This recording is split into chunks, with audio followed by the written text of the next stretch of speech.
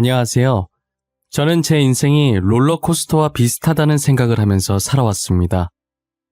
누구든 인생을 살면서 굴곡이 조금씩 생기기 마련이지만 저 같은 경우는 마치 롤러코스터를 타는 것처럼 굴곡의 차이가 엄청난 삶을 살았던 것 같아요. 롤러코스터와 제 인생이 조금 다른 점이 있다고 한다면 롤러코스터는 위로 올라가다가 가파르게 내려가고 다시 위로 올라가다가 가파르게 내려가잖아요. 반면 제 인생은 평평한 평지를 다니다가 갑자기 지하로 훅 꺼지고 다시 점점 평지로 올라가더니 내려올 생각을 안 하고 하늘 위까지 올라가는 길만 생기더라고요. 한마디로 힘들었던 고난을 이겨내고 지금은 꽃길만 걷고 있다는 말이죠.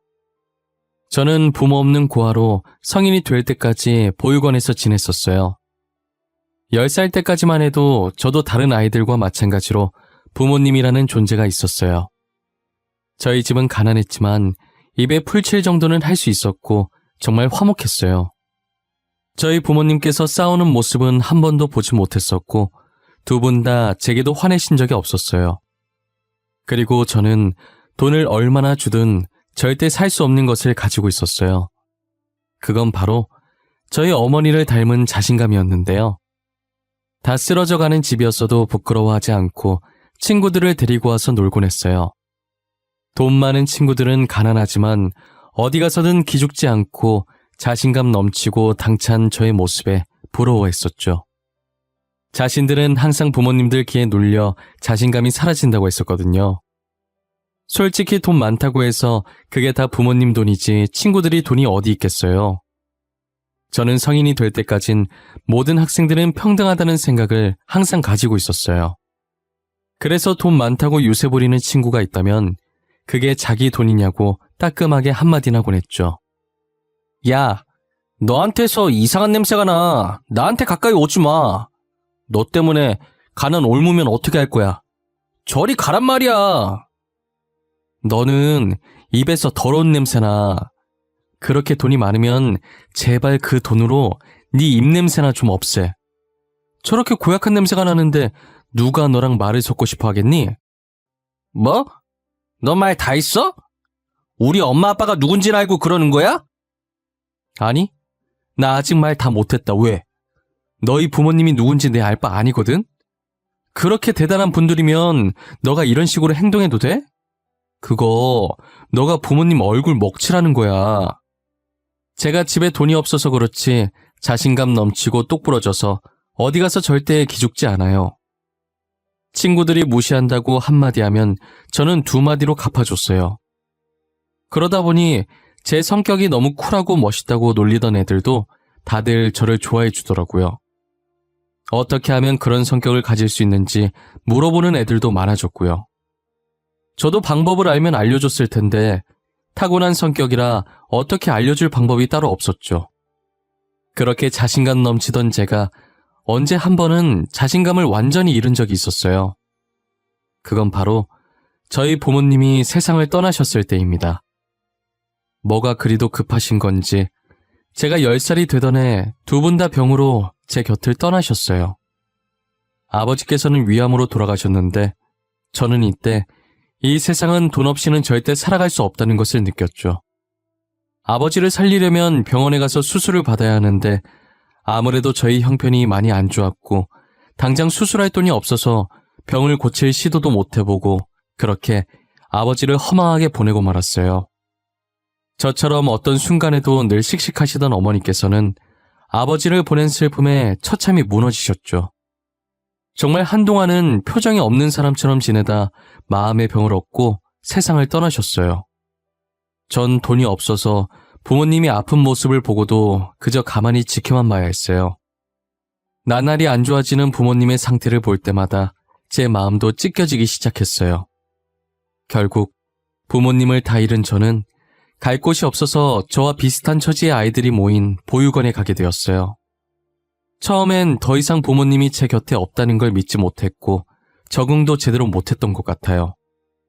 제 전 재산은 부모님이었는데 전 재산을 잃으니 자신감도 많이 사라져 있더라고요. 그러다 보내는 이에 아무런 주소도 이름도 없이 받는 사람의 제 이름만 적힌 택배가 하나 온 거예요. 원장님이 주신 상자를 열어보니 안엔 편지가 든 봉투와 함께 옷과 필기구들이 있더라고요. 봉투 안엔 편지만 있는 줄 알았는데 현금도 들어있었어요. 편지를 읽어보는데 앞으로 자신이 저를 후원해주고 싶다는 내용이 적혀 있더라고요. 감사하다는 답장을 보내고 싶어도 익명으로 온 것이라 보낼 수 있는 방법이 없었어요. 혹시나 싶은 마음에 원장님께 물어봐도 모른다는 대답만 돌아올 뿐이었어요. 원장님, 이게 다 뭐예요? 이거 저한테 온 거 맞아요? 편지 읽어보니까 맞는 것 같긴 한데 도대체 누가 이걸 왜 저한테 주신 거예요? 글쎄, 나도 모르겠네. 보육원 입구에 누가 두고 갔길래 내가 가지고 왔는데 상자 위에 기진이 네 이름이 적혀있길래 너한테 온 것 같아서 준 것뿐이야. 그래요? 진짜 이상하다. 저 부모님 말곤 가족이 없거든요. 저한테 이런 거 줄 사람이 없는데 뭐지? 좋게 생각해. 너가 클 때까지 후원해 주시겠다잖아. 너무 착한 아이라서 너한테 천사가 왔나 보다. 하지만 매번 원장님을 통해서 돈과 옷들, 그리고 그때그때 필요할 만한 것들을 주셨죠. 저는 얼굴도 모르는 후원자께서 보내주신 옷들을 감사히 입고 돈은 필요할 때 빼곤 모조리 모았어요. 그리고 후원자가 쓴 돈이 아깝지 않게 기대에 부응하기 위해 공부를 열심히 하기 시작했어요. 사실 저는 공부에 취미가 없고 마땅히 이루고 싶은 꿈도 없었기 때문에 성적이 아주 개판이었거든요. 하지만 부모님이 돌아가시고 나서부터 의대에 가고 싶다는 생각이 들었어요. 10살 때 이런 생각을 했으니 저는 다른 아이들에 비해 이른 나이에 하고 싶은 것을 찾은 셈이죠. 솔직히 요즘 아이들은 자신의 미래인데 하고 싶은 것들을 못하고 다 부모님이 하라는 대로 하잖아요. 저는 부모님이 시켜서가 아닌 정말 진심으로 의사가 되고 싶었어요. 그래서 저처럼 돈이 없어서 치료를 받지 못하는 사람들을 도와주고 싶었어요. 저는 밤낮 할 것 없이 자는 시간과 화장실 가는 시간을 제외한 모든 시간에 책을 봤어요. 하물며 화장실에서 큰 볼일을 볼 때도 그 시간이 그냥 흘러가는 것이 아까워서 책을 가져가서 봤었죠. 그런 저에게 공부하면서 코피 흘리는 것은 예산일도 아니었어요. 미친놈 같겠지만 오히려 코피를 흘리면 공부를 많이 했다는 증거 같아서 괜스레 웃음이 나오더라고요. 당시엔 벌써 의대에 합격한 기분이고 그랬어요. 중학교, 고등학교 단 한 번도 전교 1등을 놓친 적이 없었어요. 당연히 놓칠 수 없을 정도로 공부를 열심히 하긴 했지만요. 밤샘 공부 앞에서는 값비싼 학원들도 다 소용이 없나 봐요. 기준아, 너 학원 어디 다녀? 우리 엄마가 너 학원 어디 다니는지 알아오래. 이번에 너네 학원으로 옮길 거라고. 나 학원 같은 거 안 다니는데? 당장 과자 살 돈도 없는데 어떻게 학원을 다녀? 너 중학생 때부터 나한테 돈 없다고 놀린 거 기억 안 나? 아, 그래? 그럼 너 학원도 안 다니면서 어떻게 항상 전교 1등을 하는 거야? 그냥 좋은 머리로 타고난 건가? 너 따로 문제집 같은 거 사는 거 있어? 아니, 어차피 학교 시험은 교과서에서 나올 텐데 문제집 봐서 뭐해? 그거 돈 낭비야. 나 교과서로밖에 공부 안 해. 그리고 애초에 머리가 나쁘면 비싼 학원을 다녀도 다 소용이 없는 거야. 항상 전교 1등을 하니까 친구들이 매번 저한테 학원 어디 다니냐고 물어보곤 했었어요. 그리고 저는 수능까지 잘 봐서 그토록 가고 싶어 했던 명문대 의대에 합격할 수 있었어요. 후원자분께 감사 인사를 전하고 싶은데 여전히 아는 게 없으니 보육원에서의 마지막 밤을 보내며 집에 오는 길에 산 케이크에 초를 불고 하늘에 대고 감사하다고 소리쳤어요. 제 목소리가 얼굴 없는 천사에게 들릴 수 있을지는 모르겠지만요. 20살이 된 저는 더 이상 보육원에 있을 수 없어서 월세방을 찾아 나섰어요. 후원자께서 어떻게 아셨는지 제가 떠나는 날 아침에 또 택배를 보내셨더라고요. 의대 합격을 축하한다고, 감사 인사 잘 들었다고 하시면서 이제 20살이면 보육원에 나와야 할 텐데 등록금이랑 집 구하는데 보태라고 돈을 보내주셨더라고요. 진짜 어떤 분인지 너무 궁금했지만 보육원 원장님은 끝까지 안 알려줄 생각이신 것 같았어요. 후원자분께서 익명을 부탁하신 것 같아서 더 이상은 묻지 않았어요. 후원자께서 주신 돈으로 합격한 대학교에 등록금을 입금하고 학교 근처에 자취방을 구하는데 반전세까지는 아니지만 반전세 못지않은 조건으로 월세가 싼 원룸을 구할 수 있었어요. 의대를 다니면서 알바를 할 수 있을 거라고 생각했는데 그건 제 착오였어요. 공부할 시간도 빠듯해서 알바할 시간이 없더라고요. 그리고 저는 성인이 돼서 후원이 끊길 줄 알았는데 대학 졸업할 때까지 제 자취방에 택배가 오더라고요. 저는 꽈탑이라 등록금 전액 면제라 필요 없는데 그래도 학기마다 꼭 보내주시더라고요. 등록금에 매달 월세 그리고 늘 그렇듯 편지가 함께 들어있었어요. 늘 멀리서 지켜보고 있다고 항상 제 곁에 후원자가 응원하고 있다는 걸 잊지 말라고요. 저는 힘들 때마다 그 편지를 보고 젖먹던 힘까지 다 짜냈던 것 같아요. 제게 있어서 그 편지는 부모님이자 든든한 버팀목 같았어요. 그러다 학교에서 만난 동기 한 명이 있었는데 이상하게 그 동기한테 끌리더라고요. 수수하고 화장기 없는 얼굴에 볼터치한 듯 홍조가 더해져서 그 아이와 정말 잘 어울렸어요. 저는 다 아는 문제인데 모르는 문제라며 괜히 그 아이에게 다가가서 물어보고 그랬어요. 제가 물어볼 때마다 그 아이는 별말 없이 친절하게 다 알려주더라고요. 그러다 너무 물어보니까 장난으로 그 머리로 어떻게 의대를 왔냐고 하면서요. 장난치면서 웃는데 그 아이 주변이 슬로우 모션으로 보이면서 제 머리에 종이 울리는 느낌이었어요. 첫사랑이라는 감정이 이런 느낌이라는 걸 그때 처음 알게 됐죠. 그 아이 덕분에 공부밖에 모르던 제가 처음으로 사랑이라는 감정을 느끼게 됐어요. 그 뒤로 제 눈은 그 아이를 쫓기 바빴어요. 제 마음을 알아챈 동기는 제 어깨를 툭 치고 의미심장하게 웃더라고요. 지우 뒤통수 뚫리겠다. 그만 좀 쳐다봐. 그냥 좋아한다고 고백을 하지 그러냐? 됐다. 밥이나 먹으러 가자. 이번 공강 완전 널널해. 야, 아니거든? 근데 그렇게 티가 많이 나? 다른 애들도 알아? 아, 그럼 되게 쪽팔릴 것 같은데. 다른 애들은 모르겠네. 근데 나 눈치 없는 거 알지? 내가 알 정도면 전교생 다 알 것 같은데? 그리고 누가 모르겠냐? 너 책은 안 쳐다보고 지우만 쳐다보더라. 그냥 고백을 하라니까. 괜히 고백했다가 차이고 사이만 멀어지면 어떡하냐? 나는 사이 멀어지는 거 싫어. 차라리 지금처럼 멀리서 쳐다만 보는 게 나아. 아이고 등신. 그러다가 딴 놈한테 뺏겨서 후회하지 말고 얼른 고백해. 지유, 인기 많은 거 알지? 안 꾸미고 다니는데도 미모에 빛이 나잖아. 누가 가만히 두겠냐? 어제도 누가 지유한테 고백했다던데? 처음엔 고백할 생각이 전혀 없었는데 누군가가 그 아이에게 고백했다는 말을 들으니 정말 뺏길까봐 그때부터 마음이 조급해지더라고요.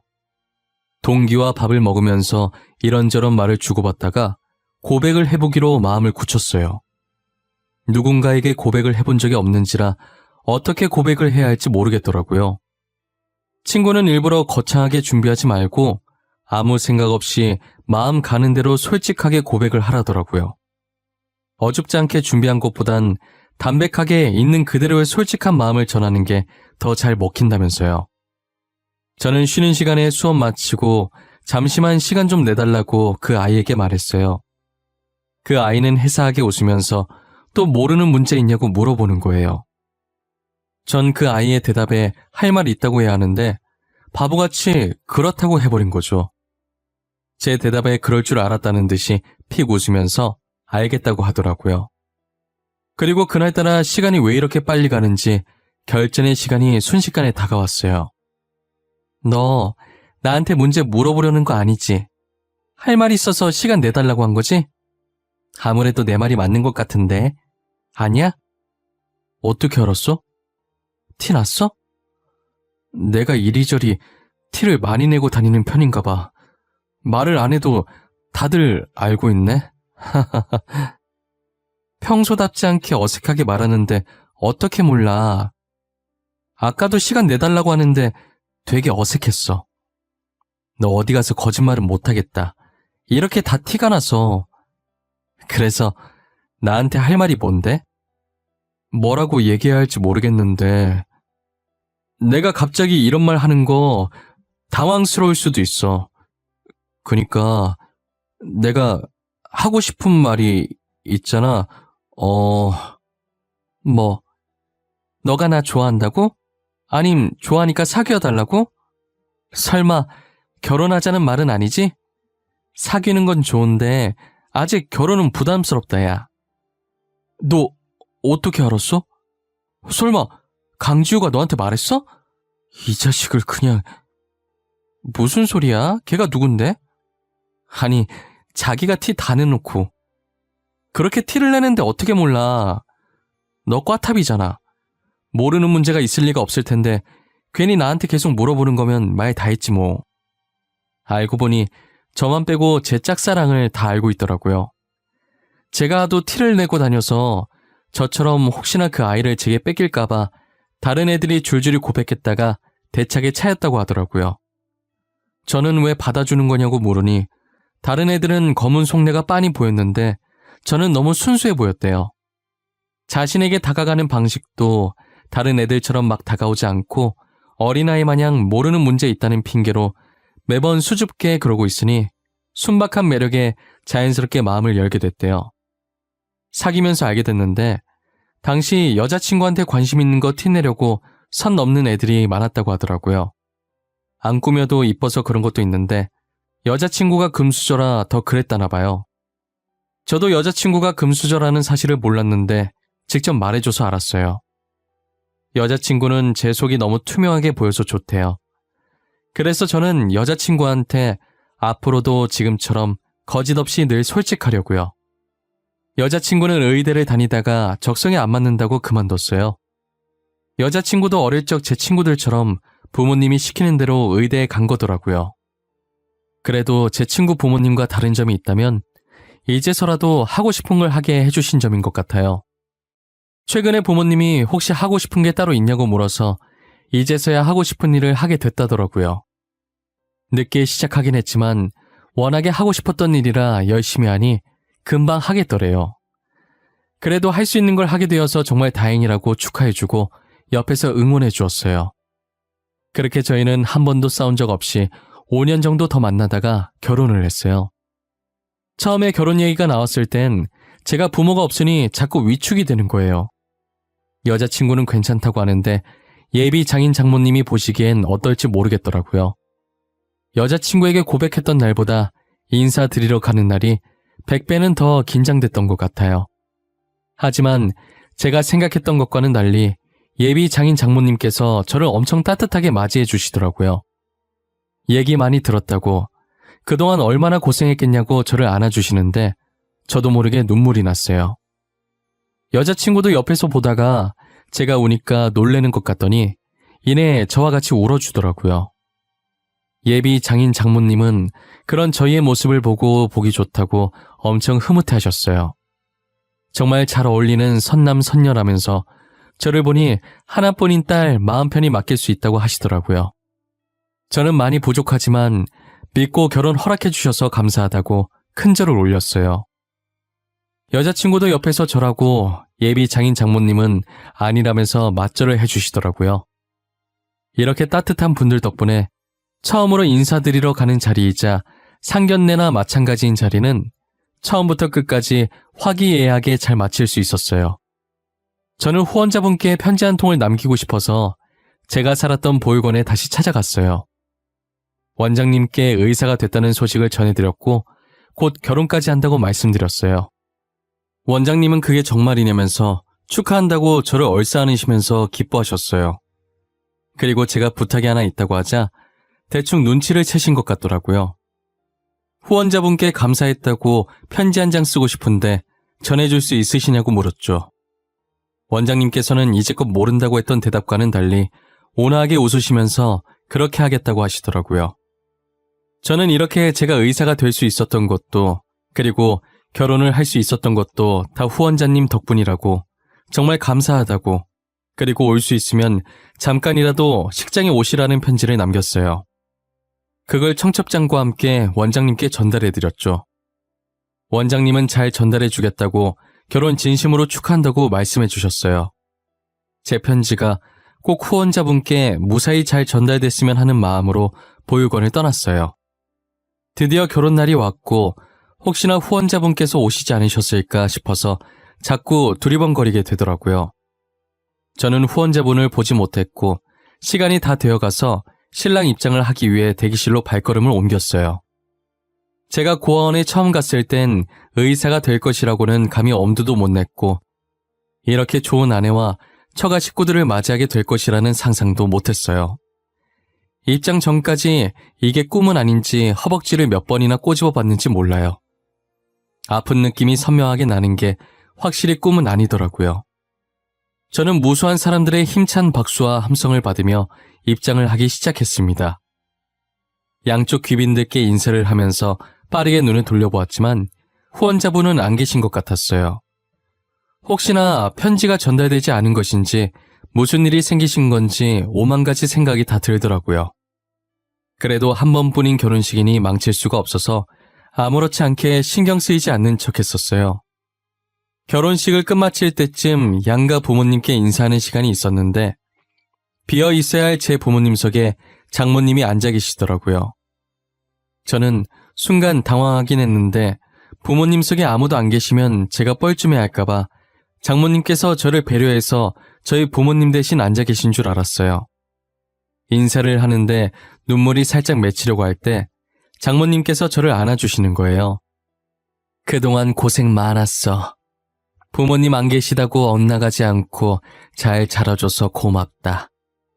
늘 뒤에서 응원하고 있었어. 처음으로 보내준 편지도 잘 받았고. 기진이 네가 내 사위라서 참 다행이야. 편지요? 제가 장모님한테 편지를 썼었나? 설마 장모님이... 정말 장모님이 제 후원자셨어요? 일단 시 끝내놓고 마저 이야기하자. 내가 다 이야기해줄게. 이제야 내가 마음이 놓이네. 앞으로 우리 못난 딸 잘 부탁한다. 알고 보니 뒤에서 저를 응원해주시고 후원을 아끼지 않았던 얼굴 없는 천사가 제 장모님이셨어요. 장모님께서는 저희 어머니께 살아계실 때 세상에 둘도 없는 절친한 친구 사이였던 거예요. 장모님 집안이 원래도 엄청 부유한 집안이었는데 늘 자기 잘난 맛에 사는 가족들 때문에 언제나 자신감이 없었고 항상 기죽은 상태로 계셨다고 하시더라고요. 그러다 동네 계곡에서 저희 어머니를 알게 됐는데 딱 봐도 가난해 보이는 저희 어머니가 기죽지 않고 누구보다 당차게 할 말 다하고 사는 모습을 보면서 자신의 롤모델로 삼으셨다는 거예요. 보통 잘난 척하는 가족들에게 둘러싸이면 보고 배운 것이 그것밖에 없어서 집에서는 기가 죽어도 밖에 나와서는 어른들이 하는 행동 그대로 하잖아요. 저희 장모님도 어린 마음에 저희 어머니한테 가난하다고 한 소리 한 모양이었어요. 너네 집에 물 안 나와서 씻으러 여기 온 거야? 너한테 냄새나. 가난한 냄새. 그건 씻어도 절대 안 지워지는 냄새인데. 너 진짜 말 못되게 하는 재주 있구나? 나 씻으러 온 거 아니고 너처럼 그냥 놀러 온 거야. 그리고 나는 가난하긴 해도 행복해.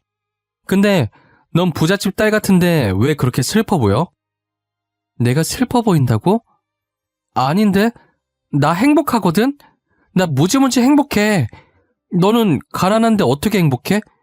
돈 없으면 불행한 거 아니야? 나는 그런 생각하고 있는 너가 더 불행한 것 같아. 행복의 가치는 돈으로 매길 수 없어. 당장 가진 돈은 없어도 지금 내가 행복하다는 생각이 들면 그게 진짜 행복한 거 아니야? 그래도 돈이 있어야 조금 더 행복한 거 아니야? 먹고 싶은 거나 사고 싶은 게 있어도 돈 없으면 못 사잖아. 너는 지금 먹고 싶은 거, 사고 싶은 거 다 살 수 있어? 그것도 다 부모님 돈으로 사는 거잖아. 너가 아무리 사고 싶어도 부모님이 안 주면 그만 아니야? 그럼 너나 나나 똑같은 처지네. 장모님은 그때 저희 어머니 말을 듣고 무언가로 머리를 세게 맞은 느낌이 들었다고 하시더라고요. 그동안 돈만 있으면 행복한 사람인 줄 알았는데 생각해보니 장모님께서는 전혀 행복하지 않았대요. 어차피 부모님 돈이고 장모님은 그저 부모님이 하라는 대로 하는 꼭두가시 같았다고 하시더라고요. 그날 어머니한테 쓴소리 들으시면서 많이 반성하고 배웠다고 하셨어요. 그 뒤로는 어머니 팬이 되어 어머니 뒤만 졸졸 쫓아다녔다고 하더라고요. 계속 인연을 이어가다가 어머니께서 이제 더 이상 살 날이 얼마 안 남았을 때 장모님을 찾아왔었대요. 자기마저 떠나면 저 혼자 남게 된다고, 염치 없지만 혼자 남을 어린 저를 부탁한다고요. 부탁할 사람이 없어서 왔다고 우시는 모습에 장모님도 따라서 많이 우셨다고 하셨어요. 장모님께서도 어머니가 떠나신 후로 저 못지않게 많이 힘들어 하셨던 것 같았어요. 장모님은 어머니의 부탁을 들어주기 위해 제가 보육원에 들어가는 순간부터 원장님께 비밀 지켜달라고 하고 뒤에서 몰래 후원해 주시고 계셨던 거죠. 그리고 저를 사위로 맞이하고 싶어서 아내에게 일부러 의대에 가라고 집착하셨다더라고요. 저와 아내가 대학을 다니면서 자연스럽게 만나게 해주려고 그랬던 것이었어요. 저는 농담 삼아 저희가 운 좋게 만나서 다행이지 각자 다른 짝 생겼으면 어떡할 뻔했냐고 하니까 그런 생각은 안 해봤다고 무서운 말 하지 말라면서 제 어깨를 안 아프게 살짝 치셨어요. 그러시더니 정말 제 말처럼 그런 상황이 왔다면 정말 끔찍할 것 같다고 하시더라고요. 치를 떠시는 장모님을 보고 웃으면서 그래도 이렇게 만나서 다행이라고 앞으로 사위 노릇 잘할 테니 꼭 저희 곁에 오래오래 살아달라고 하면서 살짝 안아드렸어요. 저희 이야기를 듣고 장인어른께서는 흐뭇하게 쳐다보고 계셨고 아내는 눈물을 흘리고 있었어요. 제가 이렇게 의사가 되고 좋은 가족들을 만나게 된 건 다 장모님 덕분이라고 생각했는데 알고 보니 험난 세상 속에서 혼자서 꿋꿋하게 잘 버텨준 어린 아들에게 주는 어머니의 선물이셨던 것 같아요. 저는 그동안 장모님과 어머님께 많은 사랑을 받은 만큼 다른 사람들에게도 베풀기로 마음먹었어요. 결혼한 지 2년쯤 지났을 때 장인 장모님께서 제 개인 병원을 하나 차려주셨었어요. 그래서 평일엔 병원 일을 하고 주말엔 보육원에 가서 봉사 차원에서 무료 치료를 해주었죠. 장인 장모님도 만족해 하시고 아내도 의대 출신이라 저를 따라서 보조해주며 도와주고 있어요. 전국까지는 아니지만 제가 살고 있는 지역의 여러 보육원에 가서 여전히 봉사를 하며 잘 지내고 있어요. 그리고 저희 부모님처럼 생계가 어려워 치료를 못 받는 분들이 계시면 찾아가 봉사를 해드릴 예정이에요. 이제껏 부모님이 일찍 돌아가셔서 그동안 사랑을 못 받고 자랐다고 생각했었는데 그건 제 착각이었어요. 늘 제 곁엔 친부모님과도 같으신 장인 장모님이 계셨고 보육원 원장님도 계셨고 그리고 어떤 값진 것들과도 바꿀 수 없는 사랑스러운 아내가 있었죠. 저는 그분들이 제게 주신 사랑을 평생 동안 절대 잊지 않으려고 해요. 그동안 힘든 시간이 많았지만 끝까지 포기하지 않고 달려왔더니 이런 행복한 순간들이 저를 찾아오네요. 당장 힘든 시간을 겪고 계신다 해도 그 속을 잘 보면 손톱만큼의 기쁨이라도 찾으실 수 있으실 거예요. 만약 찾으셨다면 힘듦에 잠식되지 말고 손톱만큼의 기쁨에 취해 계시길 바랄게요. 그렇다면 언젠가는 힘듦은 사라지고 기쁨만 남게 될 거예요. 이 글을 쓰다 보니 하늘에서 저를 지켜보고 계실 저희 부모님이 생각나네요. 어떤 표정으로 지켜보고 계실지 모르겠지만 부디 제게 수고했다고 말씀해 주셨으면 좋겠어요. 정말 수고 많았다고, 이제 더 이상 걱정이 안 된다고, 앞으로는 행복할 일만 남았다고 말이에요. 그리고 이뤄질 수 있을지 모르겠지만 늘 제가 생일에 촛불 불면서 비는 소원이 있는데 다음엔 꼭 저의 자식으로 다시 만날 수 있었으면 좋겠어요. 그땐 10년이라는 짧은 시간 말고 몇십 년 동안 길게 볼 수 있었으면 해요. 여러분들 부모님께서는 아직 여러분들 곁에 계시나요? 그렇다면 오글거리시겠지만 하루에 한 번 정도 부모님께 사랑한다는 말을 해주면 어떨까요?